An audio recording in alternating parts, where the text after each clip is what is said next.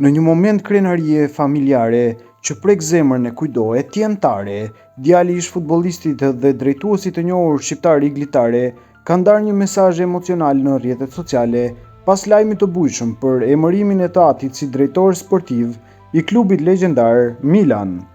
Ky moment historik nuk është vetëm një sukses profesional për iglitaren, por edhe një arritje që ka zgjuar ndjenjat më të thella brenda familjes së tij, veçanërisht të Etienit, i cili ka ndarë publikisht emocionet që përjetoi që nga momenti kur dëgjoi për herë të parë se babai i tij do të nënshkruante me ekipin që ai gjithmonë e kishte ëndërruar. Etienne shkruan se ka filluar ta shkruaj këtë mesazh muaj më parë, sapo kishte dëgjuar për marrëveshjen e mundshme të tatit me Milanin. Ai e ka ruajtur për momentin e duhur dhe ky moment më në fund ka ardhur. I dashur babi, fillova ta shkruaj këtë mesazh disa muaj më parë kur dëgjova se do të nënshkruaje me ekipin tënd të ëndrave. Sot ajo ditë ka ardhur dhe më në fund mund ta mbaroj rreshtat e mi. Një ëndër është bërë realitet për ty dhe për të gjithë familjen, shkruan Etieni duke dhënë një dëshmi të ndjeshme mbi prirjen dhe emocionet që kanë shoqëruar këtë proces. Në mesazhin e tij Etieni nënvizon se ai nuk është thjesht krenar për emrin dhe pozitën që Jati ka fituar, por mbi gjitha për rrugën e gjatë, të vështirë dhe të ndershme që iglitare kanë ndjekur për të arritur këtu.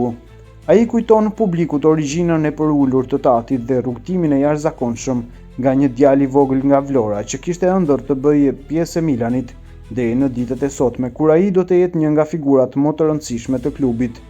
Babi, çfarë të them, është e pabesueshme që djali yt është shumë krenar, që ka një shembull të tillë në jetën e tij.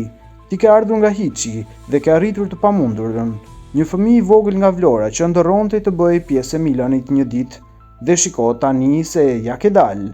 Ky fragment flet shumë për krenarinë e iglitares, i cili është parë prej kohësh si një figurë e jashtëzakonshme në futbollin italian dhe europian, jo vetëm për përvojën si lojtar, por edhe për suksesin e tij si drejtues sportiv te Lazio, ku ai ndërtoi një skuadër konkurruese dhe identifikoi shumë talente me buxhete modeste. Por për Etienin, ky sukses nuk matet me statistika, por me vlera që Jati i përçon si njeri, si baba dhe si frymëzim. Ne jemi krenar për ty dhe do të mbështesim gjithmonë. Jam i sigurt se do të bësh një punë të pabesueshme me klubin tënd të ri.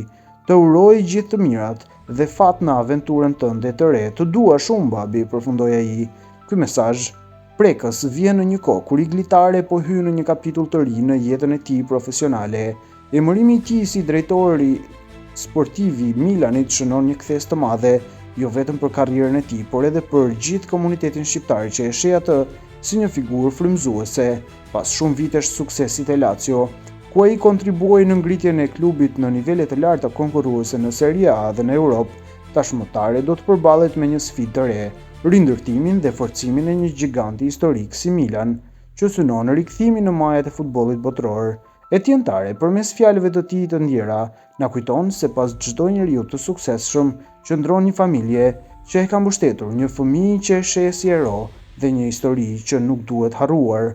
Emocioni i tij është dëshmi e lidhjes së fortë midis brezave dhe e mënyrës se si sukseset profesionale ndikojnë edhe në jetën personale dhe shpirtërore të njerëzve.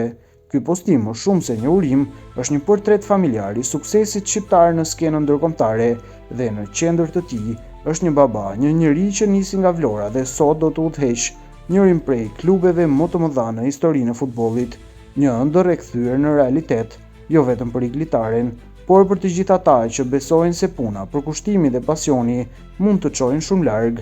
Në përfundim, fjalët e Etienit janë një kujtesë se futbolli nuk është vetëm sport, është ndjenjë, është familje, është trashëgimi. Dhe në këtë histori suksesi, Shqipëria është krenare.